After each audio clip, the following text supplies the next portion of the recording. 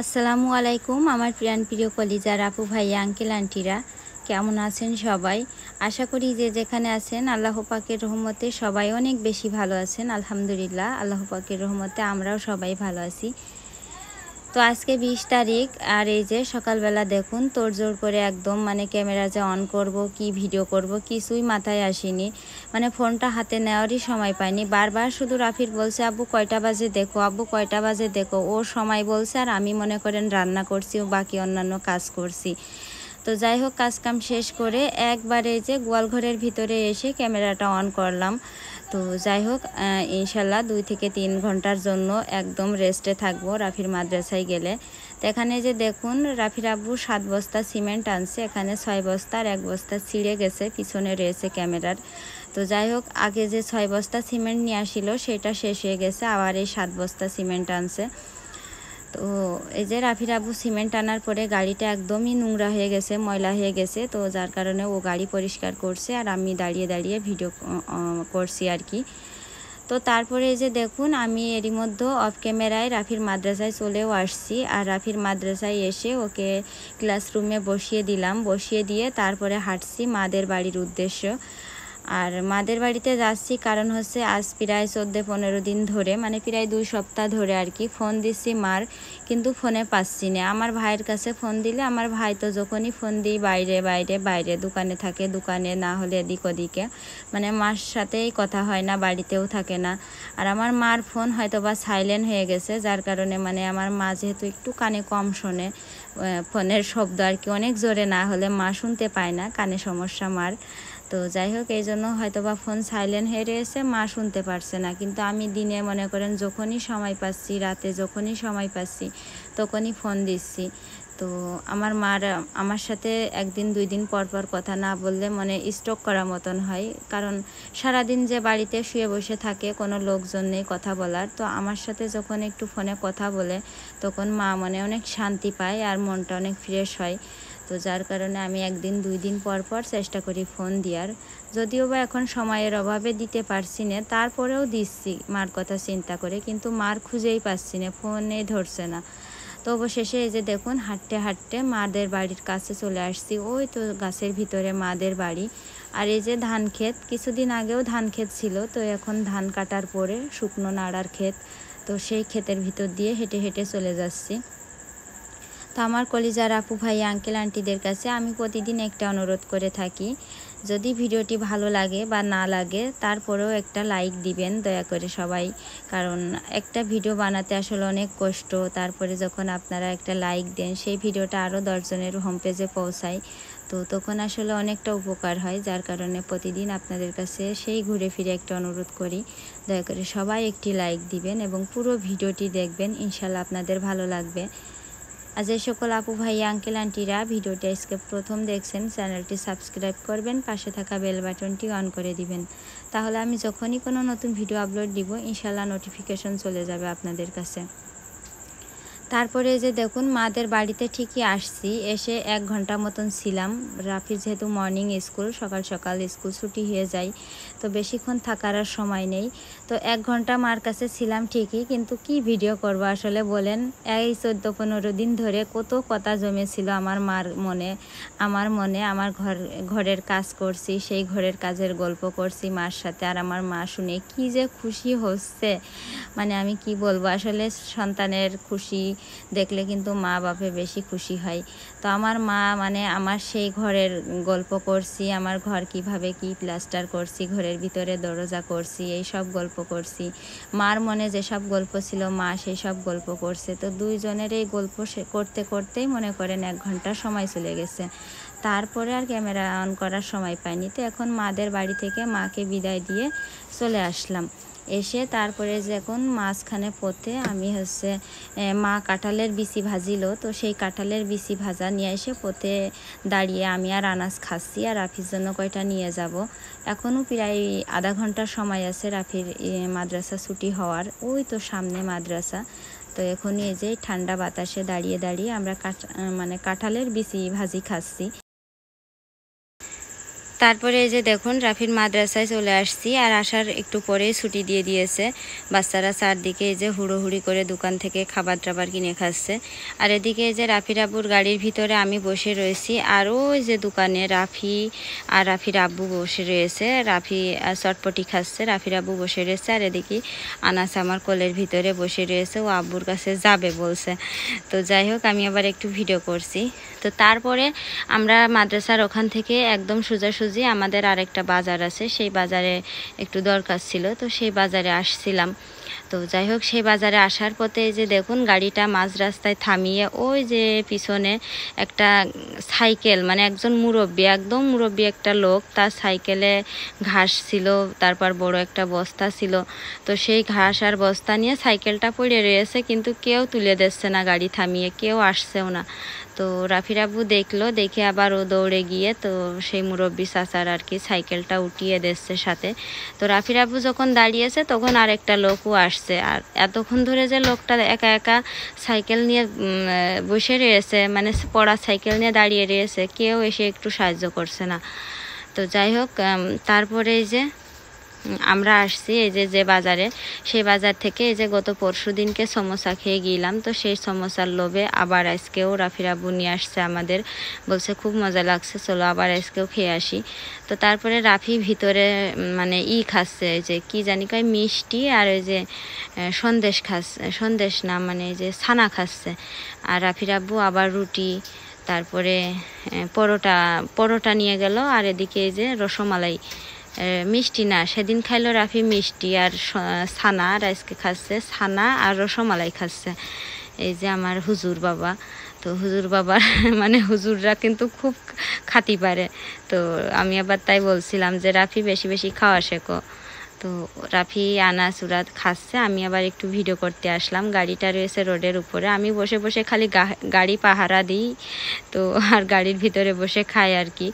তো যাই হোক, এখন রাফির আব্বু আবার বলছে আমার খাওয়ার কথা, যে কিছু খাবো কি না। তো দেখলাম যে সেই সকালবেলা এক মুঠ উস্তে ভাজি, ভেন্ডি ভাজি দিয়ে ভাত খেয়ে বের হয়েছি, খুব খিদেও লাগছিল। পরে যে দেখুন পরোটা, ডাল টাল এইসব রাফির আব্বু আবার অর্ডার দিল, তো এখন আমরা বসে খাবো।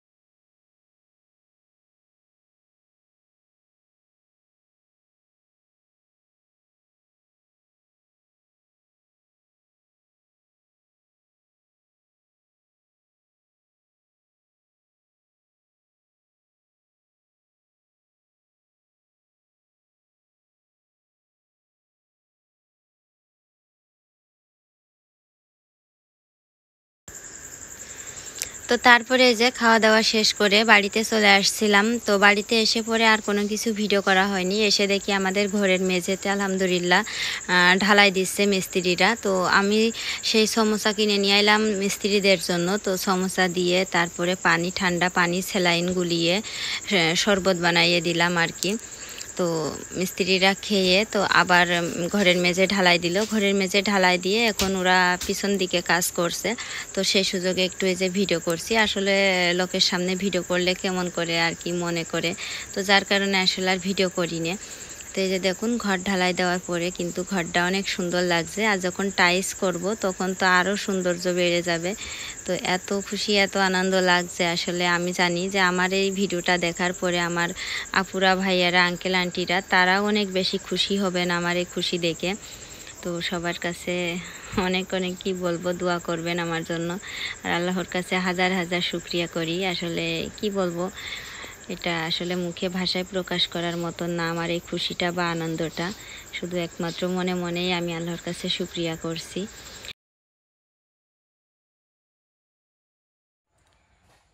তো দেখুন এই যে ঘরের কাজ শেষ হয়ে গেছে, ঘরের ভিতরের কাজ শেষ আপাতত। এখন শুধু এই যে এটা শুকালেই এক সপ্তাহ পর টাইলস লাগানো যাবে।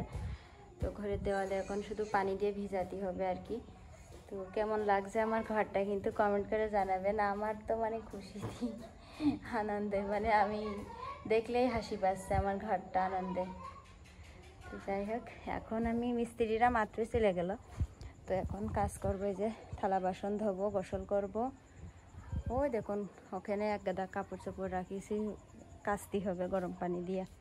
তারপরে এই যে মাঝখানে কলমি শাক, এই যে দেখেন এখানে এগুলা কালকে সকালে ভাজি করব। আর এই যে এগুলা এখানে তেলাপিয়া মাছ দিয়ে চচ্চড়ি করব। সকালবেলা ভেন্ডি ভাজি দিয়ে ভাত খাইছি, এখন আর ভাজি খালি মানে রাফির আব্বু বকবে না আর কি, তার জন্য মনে করলাম যে এই যে তেলাপিয়া মাছ ভিজাই রাখিছি, তেলাপিয়া মাছ দিয়ে চচ্চড়ি করে ফেলবো। আর আনাসের হাতে 2টা বিস্কিট দিয়েছি, ও মাশাল্লাহ খাচ্ছে। আর এদিকে এই যে দেখুন এইটার খোয়া, এখন এগুলো লাগবে বাথরুমের উপরে ছাদ দিতে হবে। কালকে না, মনে হয় পরশু দিনকে ছাদ ঢালাই হবে। আর এই যে কালকে এই যে এই টিনটা খুলে ফেলা হবে, টিনটা খুলে ফেলে তারপরে এই যে বাথরুমের উপরে ছাদ দেওয়া হবে। দেখেন ঘরের দেয়াল কালকে আলহামদুলিল্লাহ এটা কিন্তু ইনশাল্লাহ প্লাস্টার করা হয়ে যাবে। এই যে ভাড়া বেঁধে থিয়ে গেছে আজকে মিস্ত্রিরা, এর উপরে দাঁড়িয়ে দাঁড়িয়ে ওই যে প্লাস্টার করবে। তো এই ভাড়া বেঁধে থিয়ে গেল। আসো আবু, কোলে এসো আমার, বলে নিয়ে আয়, ছাগল নিয়ে আবু। রাফি গেল ছাগল নিয়ে আসটি, নিয়ে আসো আব্বা।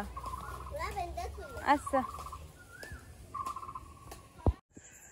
তো দেখেন সে কলমি শাক চচ্চড়ি করলাম মাছ দিয়ে, আর ভাত রান্না করলাম। তো ভাত তরকারি রান্না করতে গিয়ে যে আনাস এত কান্দা কানছে, ও ঘুমাবে, মানে ওর ঘুমানোর সময় হয়ে গেছে, ঘুমাবে।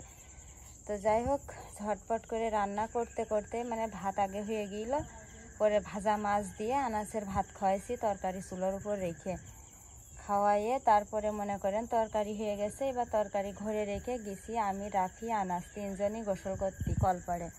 আর আমার রান্নাঘরেও আলো নেই, লাইট নষ্ট হয়ে গেছে, কলপাড়ের লাইটও নষ্ট হয়ে গেছে।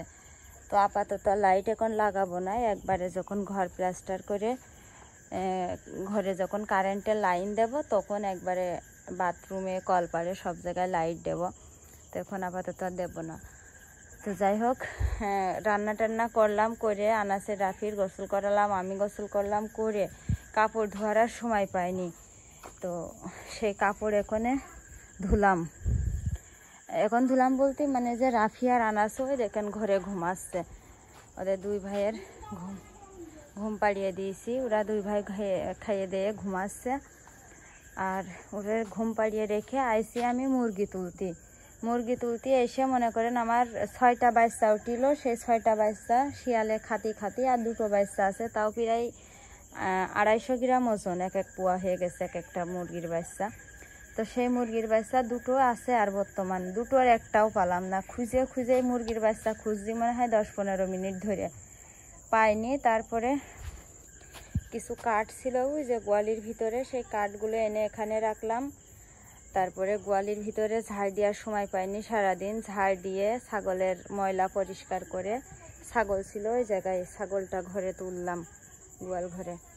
তো গোয়াল ঘরে ছাগল থুইছি, গতকালকের ভিডিওতে দেখাইলাম। আমার অনেক আপুরা চিন্তা করছেন যে কারেন্টের লাইন যেহেতু গাড়ি ওখানে, তো সেনে ছাগল রাখা আসলে নিরাপদ না। আসলে ছাগল বাঁধা থাকে, ওখানে জাতি পারে না, যেখানে গাড়ি চার্জ হয় সেখানে ছাগল জাতেই পারে না, বান্ধা থাকে ছাগল। তো যার কারণে আর কোনো সমস্যা হয় না ইনশাল্লাহ। তো যাই হোক রান্নাঘরে যে দেখুন ময়লা টয়লা এগুলো সাফ করলাম না, সকালবেলা পরিষ্কার করে একবারে বাসি তুলা ছাইটাই তুলবো।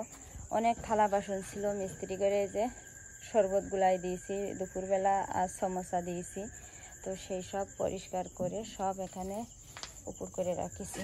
প্রেসার কুকারে ঢাকনাটা ঘরে নিয়ে যাব। আর রান্না শেষ করে গরম পানি করিলাম। এই যে 1 হাঁড়ি কাপড় চোপড় ছিল আমার এই যে দেয়ালের উপরে, সেই কাপড় চোপড়গুলো করলাম, কাপড় চোপড়গুলো এই যে মাখাইয়ে দিয়েছি, গরম পানিতে মাখালাম। সকালে ভোরবেলা মিস্ত্রি আসার আগেই পরিষ্কার করে ধুয়ে নেড়ে দেবো। আর এখানে রাফির টুপি, রাফির মাদ্রাসার ড্রেস, তারপর আমার বুরখার হিজাব, এগুলা হচ্ছে রাখলাম। সকালবেলা ঠান্ডা পানি দেবো। কি কার ভিতরে পেয়েছো? আমি খুঁজে খুঁজে কোনো জায়গায় পেলাম না। কোনে দেখতে পেয়েছ? হ্যাঁ তো দেখিনি, ওর মধ্যে বাচ্চা উঠতে পারে নাকি? বাইরেই ছিল, বাইরে কোনো জায়গায় পেলাম না। ওরা ঠান্ডা লাগিল, মনে করলাম সকালে যাবো করে দেবো, কিন্তু খুঁজে পেলাম না। দেখো তুমি দেখাচ্ছ, আমি নাও পাতি পারি, এবার তুমিও পাতি পারো। তো আমি মুরগির বাচ্চা দুটো খুঁজে খুঁজে মানে হয়রান হয়ে গেছি, পাইনি কোনো জায়গায়। এই যে এই নয়নতারা ফুল গাছের গোড়ায় বসেছিল বাচ্চা দুটো, একটু অসুস্থ হালকা। তো মনে করলাম সকালবেলা জবাই করে আনাচার রাফি ঝোল করে দেবো আলু দিয়ে, ফেলাই না দিয়ে। আর সে বাচ্চা দুটো নেই। আর এই যে দেখেন, আমার সেই কাপড় ধোয়ার সময় পেলাম না, মাত্র ধুয়ে দিলাম। তো কি করবো, মুরগির বাচ্চা দুটো পেলাম না। এর ভিতরে এসে বসে থাকে, এর ভিতরেও নেই। এই যে কাপড় চোপড়ের ভিতরে হ্যাঁ, ওরা নড়তেই পারছে না, মনে হয় শিয়ালেই নিয়ে গেছে। সন্ধ্যার সময় আমি রান্না টান্না করছিলাম, কি জানি।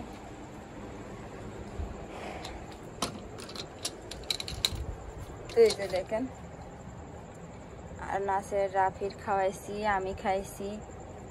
আর এই যে প্রেশার কুকারে পান্তা ভাত, সকালবেলা ঝাল পেঁয়াজ দেখাবো। রাফির আব্বু গাড়ি নিয়ে কোনো আসেনি, আজকে নাকি একটু বেশি করে গাড়ি চালাবে। রাতের বেলা বেশ ভালো ভাড়া হয়, দিনের বেলা যেহেতু বাড়িতেই থাকে, রোদ গরমের জন্য বেশি একটা যায় না। তো বলছে রাতের বেলা একটু গাড়ি চালালে ভালো ভাড়া হয়, রাতের বেলায় চালাবো। তো ঠিক আছে, সবাই ভালো থাকবেন, সুস্থ থাকবেন। দেখা হচ্ছে ইনশাল্লাহ পরবর্তী ভিডিওতে। আজকে এখানেই বিদায় নিচ্ছি। আল্লাহ হাফিজ, আসসালামু আলাইকুম।